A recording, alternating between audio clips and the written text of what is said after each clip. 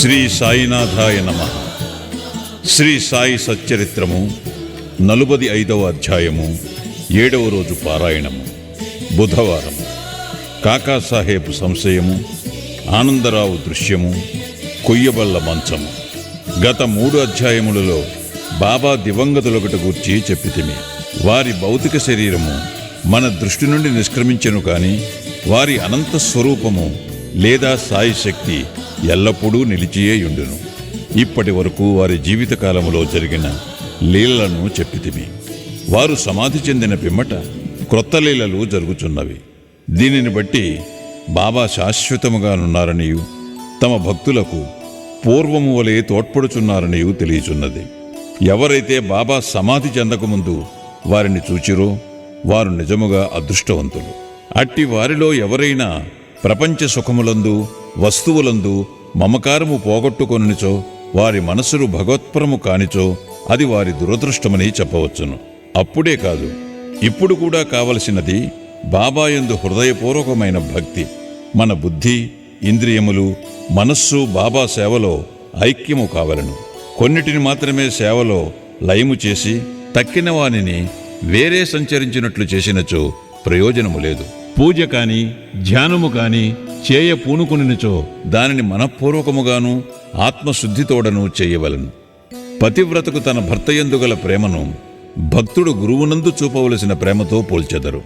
అయినప్పటికీ మొదటిది రెండవ దానితో పోల్చుటకే వీలులేదు. జీవిత పరమావధిని పొందుటకు తండ్రి కాని, తల్లి కాని, సోదరుడు కాని, ఇంకా ఏ ఇతర బంధువులు ఎవ్వరు గాని తోడ్పడరు. ఆత్మ సాక్షాత్కారమునకు దారిని మనమే వెదుకుని ప్రయాణము సాగించవలను.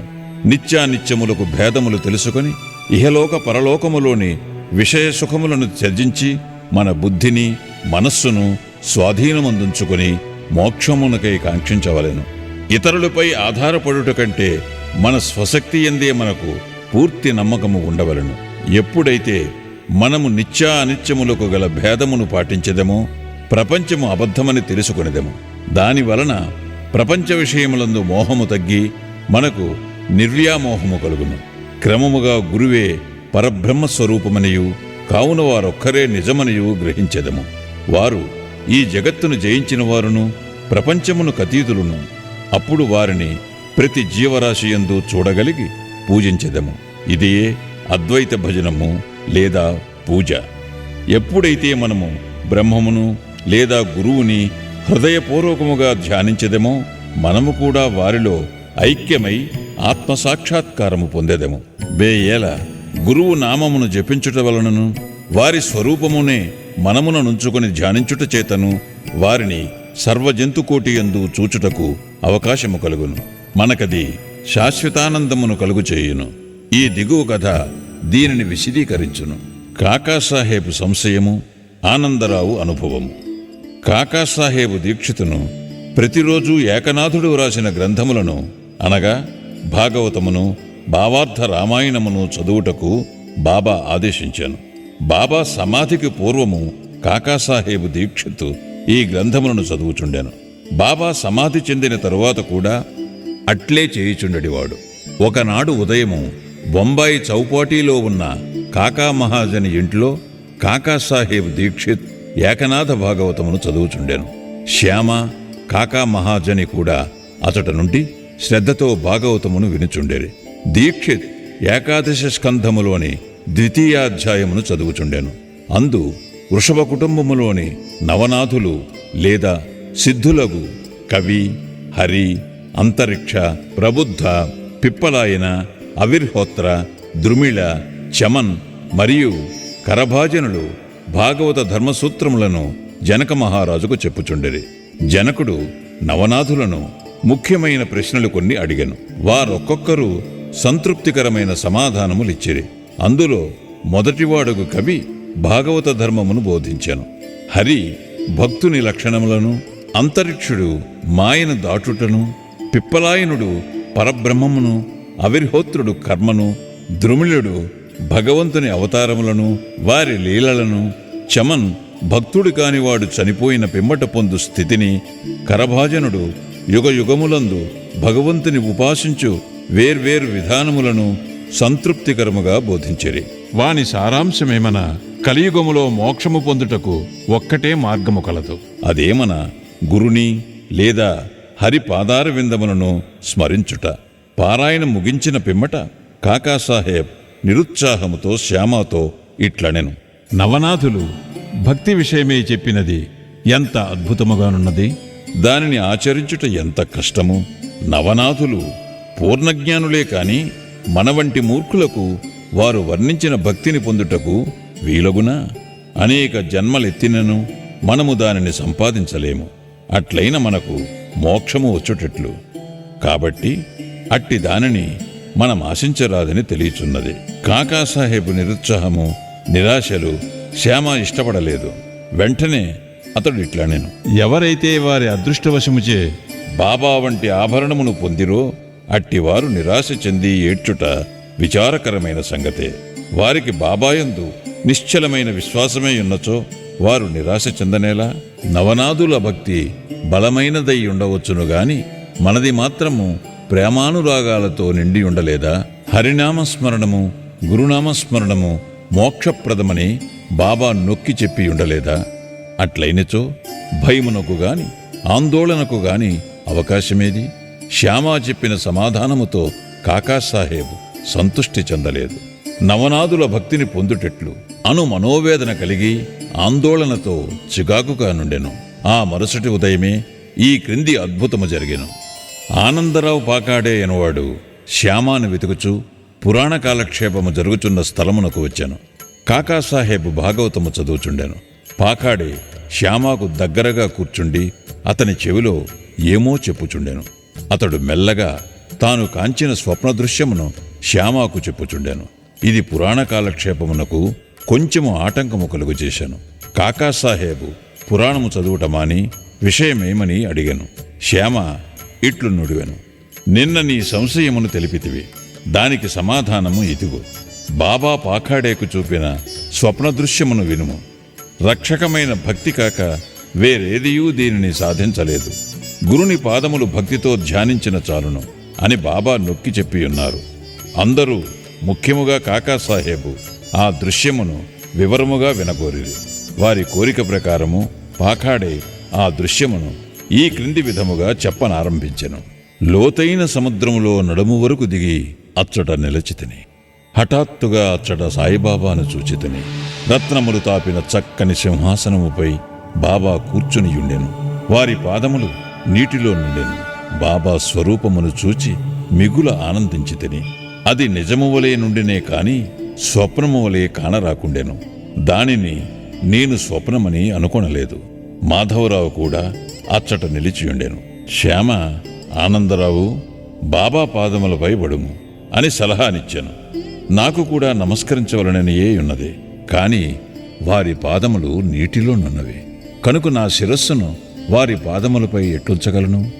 నేను నిస్సహాయుడను అని నేనంటిని. అది విని అతడు బాబాతో ఇట్లనెను. ఓ దేవా, నీటిలో ఉన్న నీ పాదములను బయటికి తీయుము. వెంటనే బాబా తమ పాదములను బయటికి తీసిరి. క్షణమైన ఆలస్యము చేయక నేను వారి పాదములకు మ్రొక్కితిని. దీనిని చూచి బాబా నన్ను దీవించి ఇట్లనెను. ఇక పొమ్ము, నీవు క్షేమమును పొందెదవు. భయము కాని ఆందోళన కాని అవసరము లేదు. శ్యామాకు పట్టుపంచె ఒకటి దానము చేయుము. దానివల్ల మేలు పొందెదవు.